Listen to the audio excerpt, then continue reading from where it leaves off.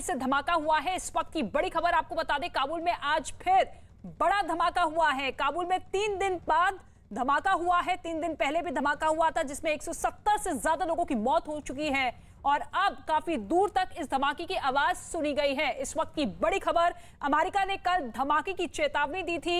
Inputs लगातार America को मिलते हुए नजर आ रहे थे और ऐसे में अब ये बड़ा धमाका हुआ है। इस वक्त की बड़ी खबर आपको बता दें, आज फिर धमाका हुआ काबुल में।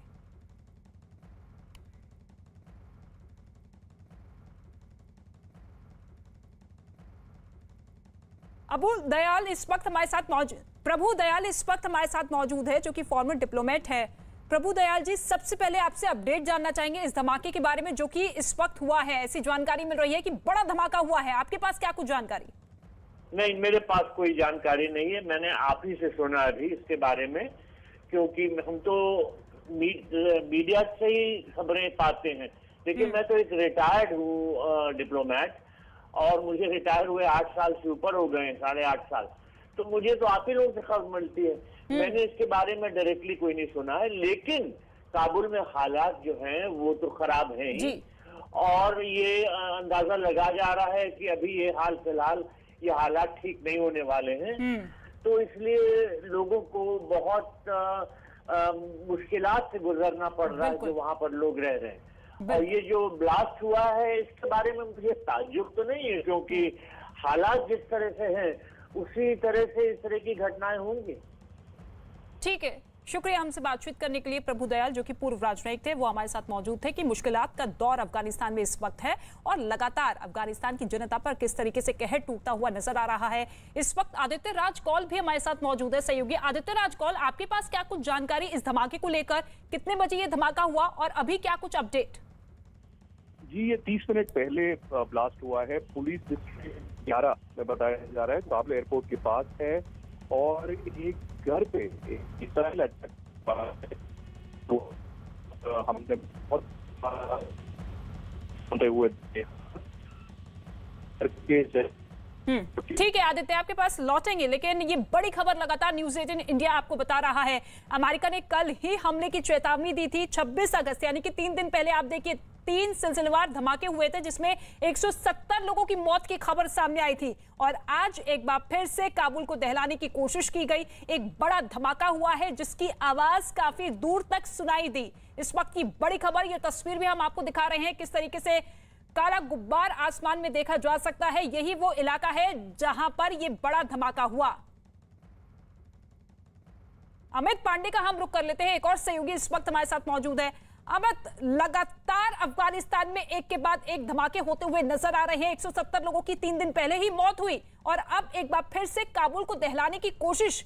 आपके पास क्या कुछ जानकारी इस बड़े धमाके को लेकर? देखिए, ये अब से थोड़ी देर पहले धमाके की जो आवाज है वो आसपास के लोगों को सुनाई दी है। काबुल एयरपोर्ट के आसपास का इलाका है और जो इमारतों से ऊपर धुआं उड़ता हुआ है वह लोगों को दिखाई दे रहा है।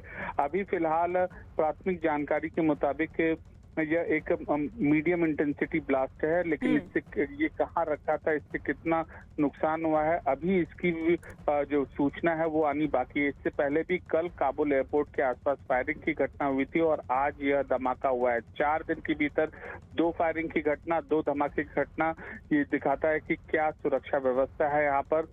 फिलहाल अभी हमें इंतजार करना पड़ेगा इस धमाके की वजह से वहाँ पर कितना डैमेज हुआ है। बिल्कुल। अमित, क्या किसी की जान के नुकसान की कोई खबर मिल पाई है?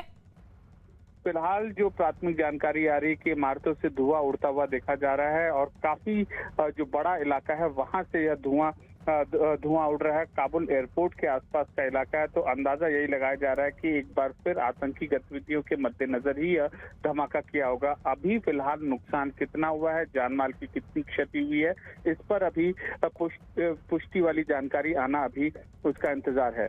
ठीक है, आप नजर बनाए रखिएगा, आपके पास लौटेंगे। लेकिन आदित्य राज कौल, एक और सहयोगी इस वक्त हमारे साथ मौजूद है। आदित्य, देखिए, आतंकी गतिविधियों को अंजाम देने के लिए वहां पर एक के बाद एक धमाके तो हो रहे हैं। ISIS-K ने पहले धमाके की जिम्मेदारी ली थी। क्या ऐसी कोई जानकारी मिल पाई है कि उसी आतंकी संगठन ने एक बार फिर से काबुल को दहलाने की कोशिश की है? जान के नुकसान की कोई खबर, कितना नुकसान हुआ है, कितने लोग इस अटैक में आए हैं?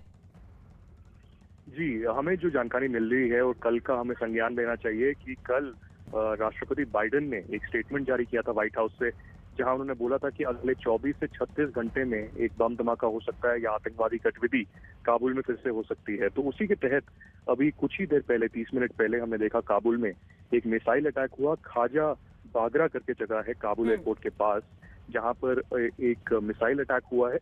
और इस मिसाइल अटैक में हम देख रहे हैं एक बहुत बड़ा आग का गोला जो काले रंग का है, पूरा जो है दिख रहा है। और इसमें क्षति तो हुई है, एक जो घर है वहां पर उस पे मिसाइल अटैक हुआ है। और कितना जानमाल का नुकसान है ये कुछ ही देर में पता लगेगा, लेकिन हाँ, हो सकता है आईसीसी इसके पीछे हो, क्योंकि अभी तक तालिबान ने और अमेरिका ने बिल्कुल कोशिश की है कि वहां पर सिक्योरिटी जो है बढ़ाई जाए, एयरपोर्ट पे भी और एयरपोर्ट के आसपास भी। लेकिन हाँ, बिल्कुल इसका जो है इंटेलिजेंस रिपोर्ट्स है कि कुछ ना कुछ जो है आतंकवादी हमला काबुल एयरपोर्ट के पास होगा। जैसा कि मैंने बोला, एक घर है, एक सोसाइटी है, रेजिडेंशियल एरिया है खाजा बागरा करके काबुल एयरपोर्ट के पास, वहां पर ये मिसाइल अटैक हुआ है, इसकी पुष्टि हुई है। और अभी वहां पर जो है सिक्योरिटी फोर्सेज जो खुद के काबुल में तालिबान के हैं वो वहां पर जा रहे हैं, लोग भी वहां पर रेस्क्यू ऑपरेशन कर रहे हैं। और अगर कुछ घायल हैं उनको अस्पताल लिया जा रहा है। लेकिन जो विजुअल्स हमारे पास आए हैं, वीडियोस आए हैं, उसमें साफ नजर आ रहा है एक मिसाइल अटैक हुआ है। और मैं आपको बता दूं कि मिसाइल अटैक पहले भी बहुत कॉमन ठीक है आदित्य, आपके पास लौटेंगे। प्रकाश पंजीकर इस वक्त हमारे साथ मौजूद है, जो कि डिफेंस एक्सपर्ट है। प्रकाश पंजीकर जी, एक के बाद एक धमाके हो रहे हैं और अब जानकारी मिल रही है कि एक और बड़ा मिसाइल अटैक हुआ है घर को टारगेट करते हुए। आपको क्या लगता है कि ये अटैक किसने करवाया होगा? देखिए, कल मैंने आपके चैनल पे कल ही बताया था कि ये जो लड़ाई है अभी तो शुरू हुई है, ये अभी इतनी आसानी से ये खत्म होने वाला नहीं है। और कल ही मैंने आपके चैनल पे बताया था कि आईएसआईएस का जो नाम बता रहे हैं, बाइडेन साहब ने बताया कि आईएसआईएस ने इसको किया है और इससे कुछ लेना देना नहीं है तालिबान का, जो कि उनका कहना ये बिल्कुल गलत है। वो एक तरह से डिफ्लेक्ट कर रहे हैं, जो कि उनकी अपनी जनता के लिए है। प्रॉब्लम इसमें यह है कि लोग अभी भी एक्सेप्ट नहीं करने के लिए तैयार हैं, जो एक्सेप्टेड हैं, दैट इज द अमेरिकन। वो ये बात को समझने के लिए तैयार नहीं है कि ये जो तारीखे तालिबान है, तालिबान है, जैसे मोहम्मद है, लश्कर तोयबा है और ये अलकायदा जो है, they are all part of the IS Khorasan. ये उसके पार्ट हैं, आईएस खोरासान के सभी पार्ट हैं। तो सवाल ये है कि इसमें ये कहना कि जी तालिबान ने नहीं किया, दिस इज नॉट फेयर। आज के डेट में भी तालिबान ने अभी आज का न्यूज ये है कि तालिबान ने वहां के 4 गेट में से 3 के ऊपर तालिबान बैठे हुए हैं। इसके बाद भी आउटर रिंग जो है वो तालिबान के पास है। तो फिर ये कैसे धमाका हुआ जब तक कि तालिबान मिला हुआ नहीं है? यानी कि आपका कहना है कि इस धमाके के पीछे तालिबान का हाथ है, क्योंकि आईएसआईएस के जो कि लगातार तालिबान के उस शांति समझौते का विरोध करता हुआ नजर आया, जो कि दोहा समझौता कहा जा रहा था। अभी आप देखिए, आपका कहना बिल्कुल सही है कि दोहा समझौता जो इन लोगों ने किया है, वो दोहा समझौता तो इन्होंने सबको अपने ऊपर बिना सबको मिलाए उन्होंने अमेरिका से बात कर ली, बरादर साहब ने। अब बरादर साहब को अभी ये प्रॉब्लम हो रहा है कि उनके अगेंस्ट में हकानी नेटवर्क के जो मौलाना साहब हैं, उनके जो वो है डिप्टी, वो इनके साथ नहीं है, इनको आपस में झंझट है उससे। और जो तीसरा इनका पावर सेंटर है, जो रिलीजियस पावर सेंटर जो सबसे टॉप पर है, रिलीजियस पावर सेंटर का जो लीडर है वो मिसिंग है, अभी आया ही नहीं। वो he is waiting to come. उस समय आएगा जबकि पूरी शांति हो जाएगी। शांति हो जाएगी मीन्स अच्छी तरह से अमेरिकन वहां से आउट हो जाएंगे, फॉरेन फोर्सेस आउट हो जाएंगे और फुल कंट्रोल तालिबान का हो जाएगा। तो ये तो मेरा विचार है ये आईएस के ऊपर ये डिफ्लेक्ट करना और कहना कि आईएस तालिबान अलग अलग है, ये महा बेवकूफी है। इसके लिए अमेरिकन सफर कर रहे हैं, ये और भी सफर करेंगे, क्योंकि ये एक्सेप्ट नहीं कर रहे हैं इस बात को कि आईएस जो है, जो आईएस खोरासान है, उसके पार्ट हैं ये सब के सब।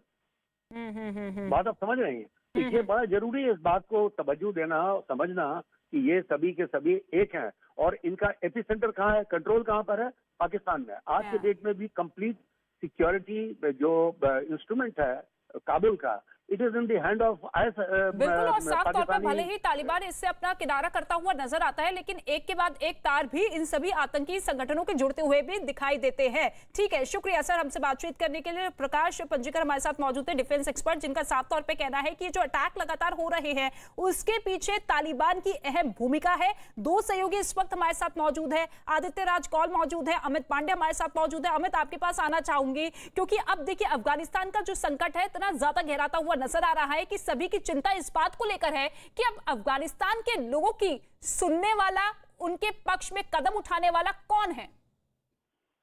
देखिए, इसमें कोई दो राय नहीं कि एक के बाद एक जो आतंकी गतिविधियां हो रही हैं अफगानिस्तान में, काबुल में, उसका सीधा साधा खामियाजा भुगतना पड़ रहा है काबुल की जनता को, अफगानिस्तान की जनता को।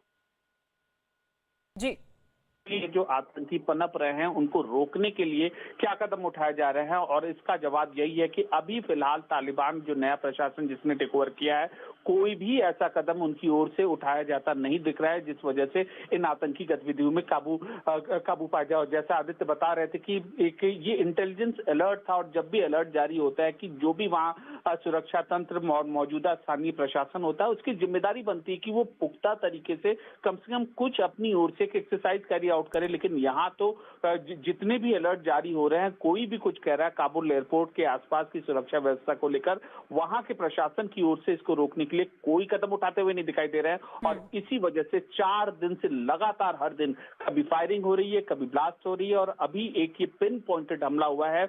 अभी हमें इसमें डैमेज का भी इंतजार है, हम जानकारी जुटाने की कोशिश कर रहे हैं कितना डैमेज यहाँ पर हुआ है, लेकिन एक बड़ा धमाका है ये, और इसने एक काफी बड़े एरिया को इसने कवर किया है। थोड़ी देर में जानकारी ये सामने आएगी कि कितना इसमें डैमेज हुआ है, कितने लोग घायल हुए हैं, कितने लोगों की जान गई है। बिल्कुल अमित, और देखिए जिम्मेदारी तो यहाँ पर हर किसी की बनती हुई नजर आती है, लेकिन सबसे बड़ा सवाल अमेरिका के इंटेलिजेंस फेलियर को लेकर भी खड़ा होता है, क्योंकि इनपुट्स तो लगातार मिल रहे थे 26 तारीख से पहले, और कल जिस तरीके से अपने लोगों को चेताता हुआ अमेरिका नजर आया था, ऐसे में एक बार फिर से वो फेलियर नजर आया कि इस धमाके को वो रोक नहीं पाया। जी बिल्कुल, और अमूमन जब इस तरीके के अलर्ट होते हैं तो गश्त बढ़ा दी जाती है। कम से कम अमेरिका जो अपने नागरिकों को वापस ले जाने की प्रक्रिया कर रहा है, वो उसकी सुरक्षा व्यवस्था एयरपोर्ट के अंदरूनी हिस्सों की है, और बाकी के आसपास के तालिबान के तो अमेरिका अपनी कोशिश बेशक कर रहा है, लेकिन अभी फिलहाल उसकी मौजूदगी काबुल में, एयरपोर्ट में, आसपास की इतनी नहीं है जो आतंकी गतिविधियों को रोक ले। तो देखिए, अभी ये अमेरिका की मौजूदगी में हो रहा है, और जब अंदाजा लगाई जब अमेरिका चला जाएगा तब कितने छोटे छोटे आतंकी संगठन हैं वहां पर, वो किस तरीके से पनपेंगे, कैसे तालिबान उन पर कंट्रोल करेगा। और इसमें कोई दो राय नहीं कि पाकिस्तान की तरफ से इनको पूरा का पूरा सपोर्ट मिल रहा है। नया नेटवर्क, नए आतंकी संगठन, और जैसा हम अंग्रेजी में कहते हैं ब्रीडिंग ग्राउंड फॉर टेररिस्ट, इसका मतलब कि आतंकियों की जो मुनासिब भूमि है वह अफगानिस्तान अब नई सूरत में उभरता हुआ पूरी तौर से दिख रहा है। बिल्कुल, और इस धमाकों के जरिए, इन ब्लास्ट के जरिए जिस तरीके से इस्लामिक स्टेट खुरासान अपने अस्तित्व को कायम करता हुआ दिखाई दे रहा है, जो कि तालिबान के मुकाबले काफी ज्यादा खतरनाक है, तो ऐसे में कितने और आतंकी संगठन होंगे जो कि इस वक्त अफगानिस्तान की जमीन पर, वहां की धरती पर अब सक्रिय होते हुए नजर आएंगे। ठीक है, आपके पास लौटूंगी। नीरज, एक और सहयोगी इस वक्त हमारे साथ मौजूद है। नीरज, देखिए लगातार अमेरिका की तरफ से चेताया जा रहा था, इनपुट्स भी लगातार अमेरिका की तरफ से दिए जा रहे थे, तो ऐसे में इंटेलिजेंस फेलियर कहां पर हुआ, कैसे हुआ? देखिए, इंटेलिजेंस फेलियर की बात अगर अमेरिकी संदर्भ में देखें तो अमेरिका ने पहले ही चेता दिया था। आज ही उनकी तरफ से एक एडवाइजरी जारी की गई थी उनके दूतावास की तरफ से तमाम अमेरिकी नागरिकों को जो अबे गेट या तमाम जो एयरपोर्ट के आसपास थे उनको वहां से हटने की सलाह दी गई थी। ये काबुल के पास धमाका हुआ है, और अगर आप तस्वीरें देख रही होंगी स्क्रीन पे तो धू कर चल रहा है। ब्लास्ट का नेचर क्या है अभी तक ये शिनाख्त की जा रही है, जांच की जा रही है, लेकिन लगातार जिस तरह से पिछली बार आपको याद होगा ISIS खुरासन ने ब्लास्ट किया था, उसकी तरफ से इस पूरे धमाके की जिम्मेदारी भी ली गई थी, और अमेरिका ने भी कहा था कि ISIS खुरासन की तरफ से किया गया, लेकिन इसके बारे में भी जानकारी थी। लेकिन इस ब्लास्ट के नेचर